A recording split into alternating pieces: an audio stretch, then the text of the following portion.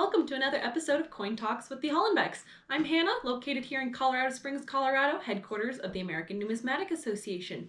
So today's video is about silver. You've probably heard a lot recently the buzz about investing in silver and if it's a good investment for you. So like any investment, I would say, don't put all your eggs in one basket. You know, when silver and gold go up, they don't always go up or all down together at the same time. When COVID hit a year ago in March of 2020, gold went up, silver went down. And that's why I'd say don't put your eggs all in one basket, because if you need to sell, you don't want silver to go down. Then within silver, there are some different options of what you should be buying. I would introduce you to really 3 different options. First is going to be a generic piece. Sometimes they're called ingots, rounds, or bars. All the same thing there, just if you like circles or rectangles better. What's most important about a generic here, because it's not backed by a government, it's produced by a private company, is that it just says what's on there. 999 fine silver, the assay, as well as the weight, 1 troy ounce, 31.1 grams, and then it says silver, you know, not just whatever metal there. With these, the condition doesn't matter. A lot of companies will put a familiar design on there, like this buffalo nickel, just looking like the nickel, but they won't put 3 things so they don't get in trouble with the feds. They won't put the country, the date, and a denomination, whether that be 1 cent, $1, whatever it may be, because those are the 3 things that make something a coin. These will always be your cheapest option since they're not backed by a government. From there, the next kind of middle tier is something world. A world coin, like a Canadian maple leaf, is something that's backed by a foreign government, is legal tender, spendable in that government, and also that 1 troy ounce of fine silver. You might want this option over the previous generics because it is backed by a government. As compared to something generic, a private company's making it, you want to think that they're making it 999 fine, but sometimes that's not always the case. On the flip side, sometimes some private companies have been making silver longer than the US government, and they have a fantastic reputation. As a middle tier, you're getting that certainty that it is a fine silver product.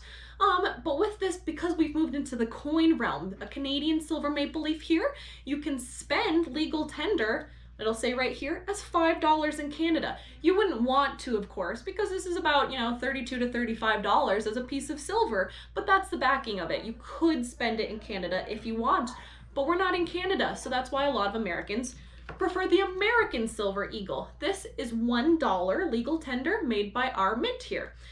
Like I said though, $1, this is the most expensive option of the 3 tiers of silver because you could walk up to the gas station and spend it there or deposit it in your bank account for $1 legal dollar.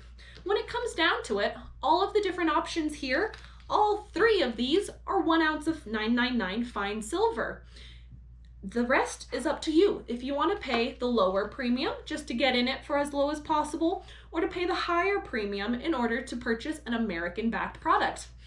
Personally, I think that you want to get into silver for as low as possible because when the time sells in a week, a month, a year, a decade, those premiums on top of spot that you're paying now, maybe spot plus, a theoretical number, spot plus $5, your local coin shop might not be able to guarantee that in 5 years' time they'll be paying above spot, at spot, maybe they're below spot. And so that's a nice reason to be in it for as little as possible. Of course, take that with a grain of salt. You always want to make sure it's a good product, so search for those things: the weight, the size, and the purity of the silver. If it does not say one of those 3 things, I would probably pass.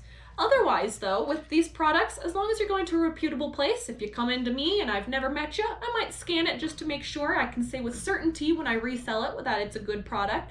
But all 3 of these, at the end of the day, 1 ounce of fine silver, cheaper, generic, middle tier, world, and most expensive, American.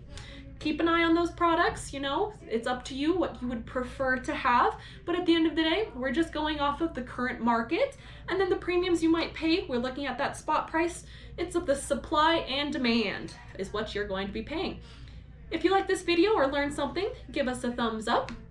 If you'd like to hear more about gold or another precious metal, leave a comment below on what you'd like to hear. Hope that helps and that you start tucking money away into precious metals. Have a good rest of your day.